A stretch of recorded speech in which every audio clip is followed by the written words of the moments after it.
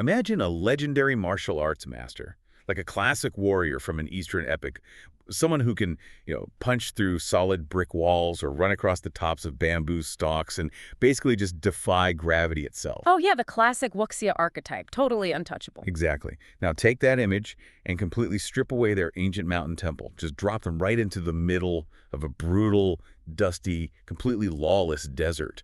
Oh, and give them a wide-brimmed cowboy hat. I mean, that is quite the visual. Right. But the real question is, if you put that specific character in that harsh environment, do their rigid ancient codes of honor actually survive? Or does that gravity-defying master just become, I don't know, another ruthless frontier outlaw?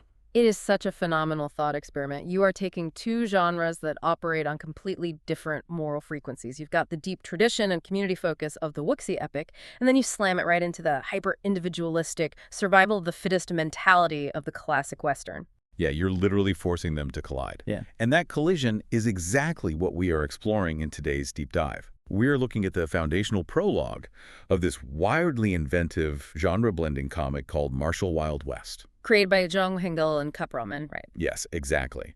And the mission for you listening today is really to unpack how this bizarre universe is constructed.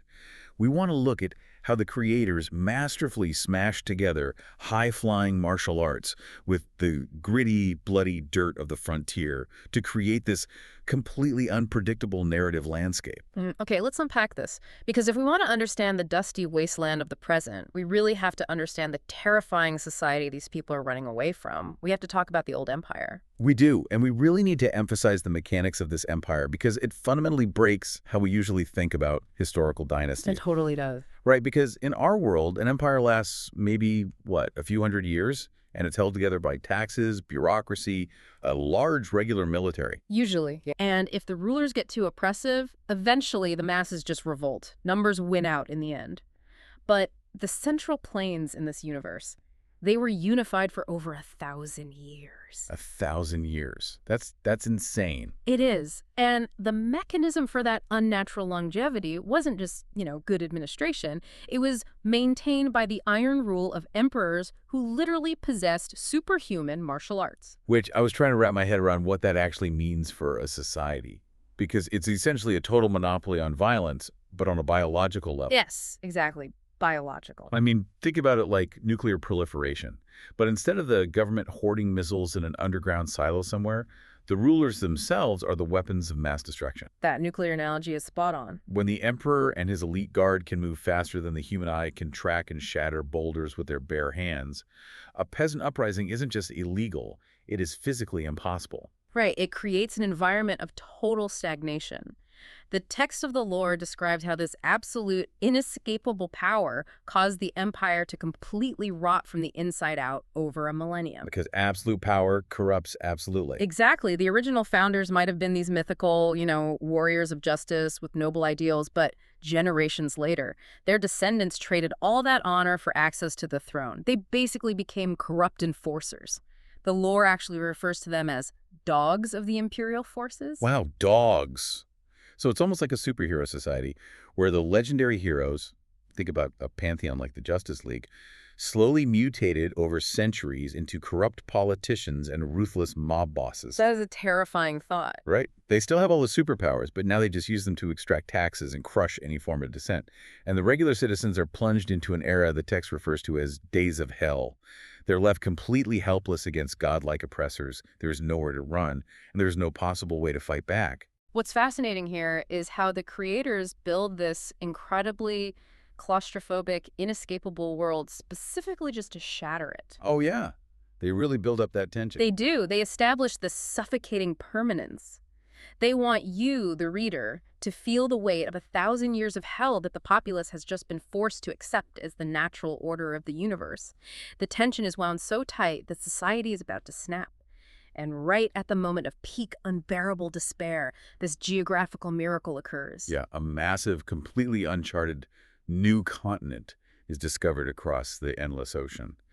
And the way the lore describes this place provides a massive sensory contrast to the rotting empire. It's not just a barren rock. Right, it's lush. Yeah, it features expansive green forests, massive waterfalls, really tall mountains, calm rivers, and, harsh deserts too.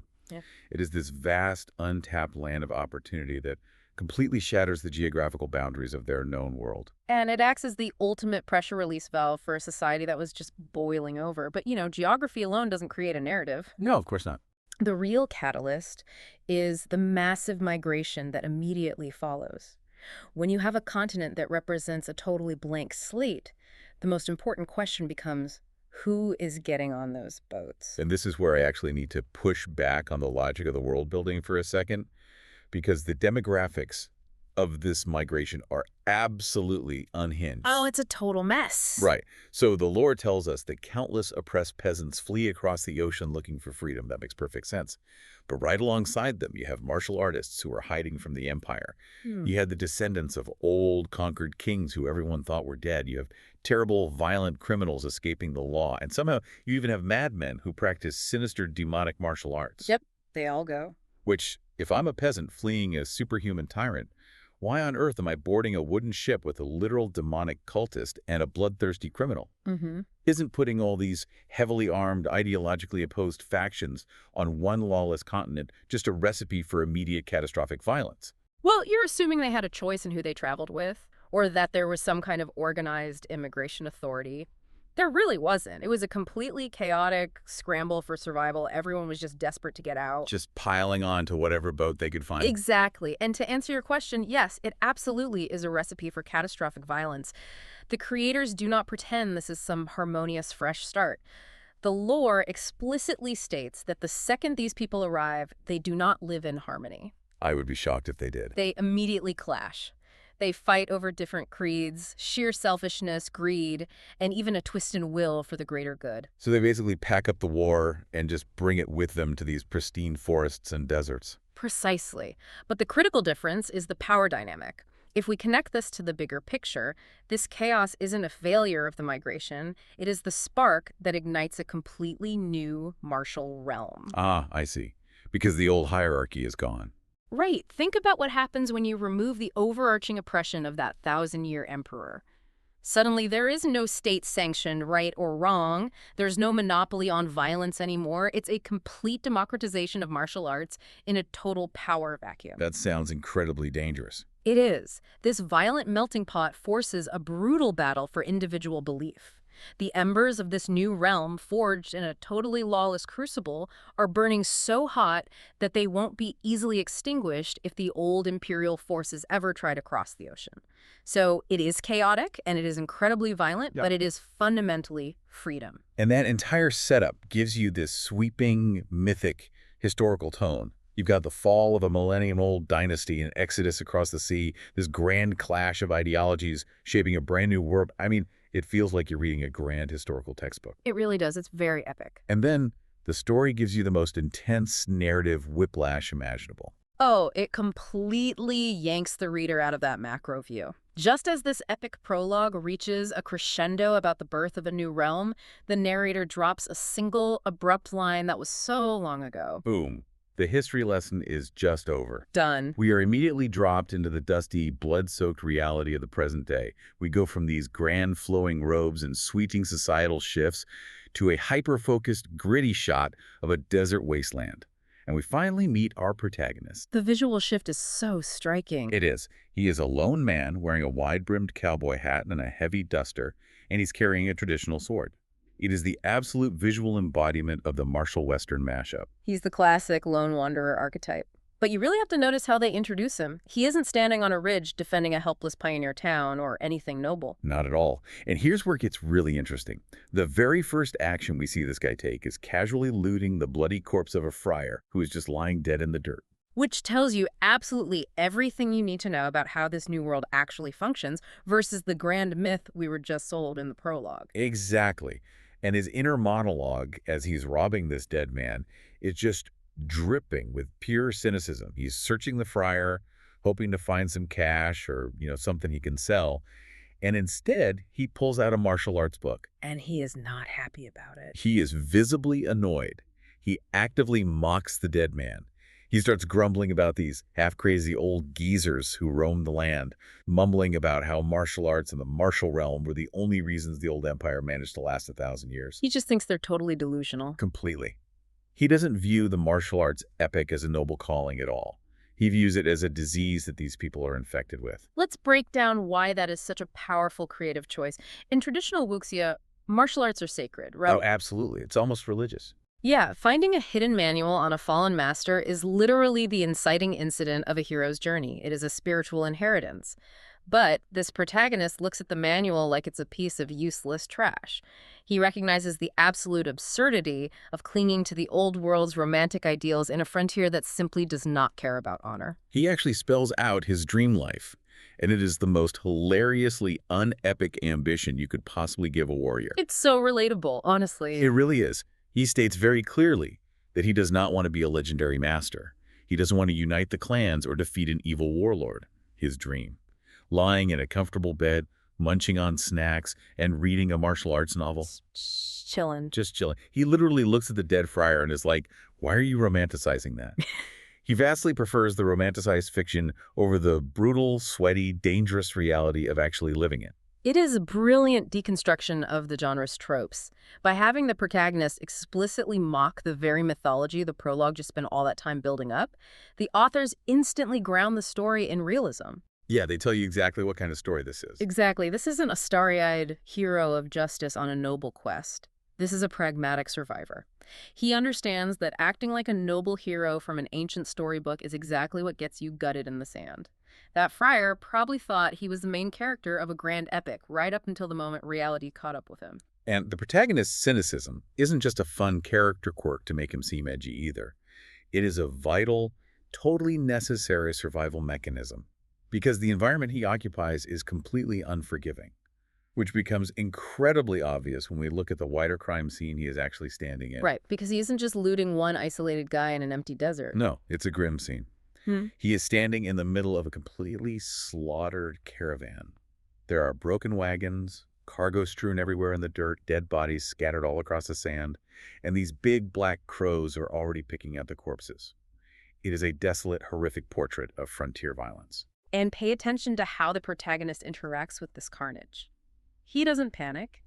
He doesn't fall to his knees and mourn the loss of innocent life. He's totally detached. He detaches himself completely and just analyzes the situation mechanically. He goes full detective. He starts looking at the tracks in the dirt and the state of the wreckage. He notices traces of the cargo being rummaged through in a really specific, methodical way. But the crucial detail he spots, and this really shows how sharp his survival instincts are, is the complete lack of dead horses.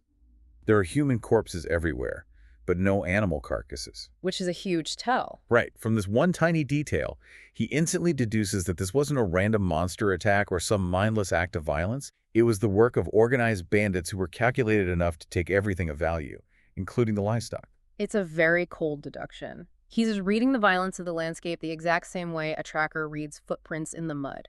He is completely desensitized to the horror of it all. But then he finds the darkest detail of all. He is rummaging through a broken chest, and he pulls out a small garment.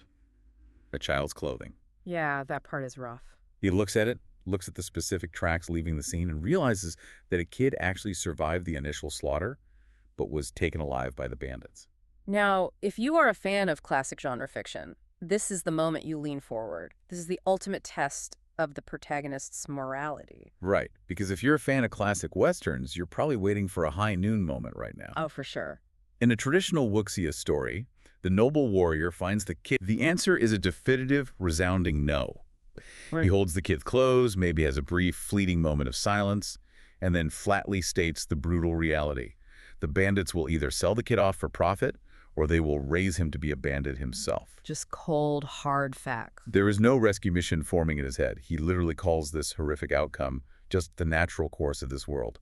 He tosses the small garment back into the dirt, gets on his horse, and rides away into the sunset, leaving the carnage and the kidnapped kid completely behind. This raises an important question about how geography dictates morality in this universe. The reader is primed, both visually and narratively, for an intervention. You expect him to act. You really do. But instead, the creators deliver a chilling lesson in frontier apathy. And this is where the mashup of the two genres reaches its absolute thematic peak. Wuxia is fundamentally a genre about community protecting the weak through a rigid code of honor, often in defiance of a corrupt state. While westerns are the opposite. Right. Westerns are about individual survival in a vacuum of law where manifest destiny often just crushes the innocent. So the creators take the superpowers of Wuxia, but they strip away the community honor, replacing it entirely with Western nihilism. It is a massive gut punch. You realize that out here on this new continent, having a moral compass is actually a fatal liability. It Huh? weighs you down. The guy with the moral compass, the guy who believed in protecting the innocent, he's the dead friar bleeding out in the dirt. Exactly. The idealists die first. The guy who lives, the guy who actually gets to ride away, is the one who accepts that children get stolen by bandits and just keeps his head down. You cannot have a martial arts utopia without centralized laws to enforce that honor. Without the state, you just have super-powered outlaws. It perfectly encapsulates the bleakness of the setting. The old rules of righteousness simply do not apply here. The New World is not governed by justice. It is entirely governed by brutal, unforgiving natural selection. It really is a beautifully bleak synthesis. Mm. So let's summarize the wild journey this prologue takes us on. We start with the epic, mythical fall of a thousand-year empire, where superhuman martial artists ruled as corrupt gods, holding a total monopoly on violence. Mm-hmm. We follow a massive, desperate migration of conflicting ideologies, peasants and demonic cultists alike, across an endless ocean to a pristine, blank slate continent. And we end up, well, here, in a bloody, cynical desert where survival totally eclipses righteousness, and our hyper-pragmatic protagonist just wants to read a novel while the world burns around him. Martial Wild West uses this profound clash between high fantasy martial arts ideals and the unforgiving, dirty reality of a pioneer wasteland to create a totally unpredictable narrative landscape. It serves as a stark warning to you, the reader. Do not expect the heroes of the old world to save the day here.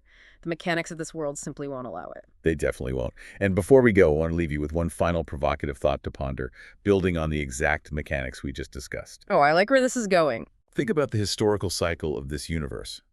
We know the ancient empire eventually rotted from the inside out because superhuman martial artists grew incredibly corrupt with absolute power over generations, right? Right, the thousand-year rot. So what is going to happen to this lawless new frontier in about 10 or 20 years?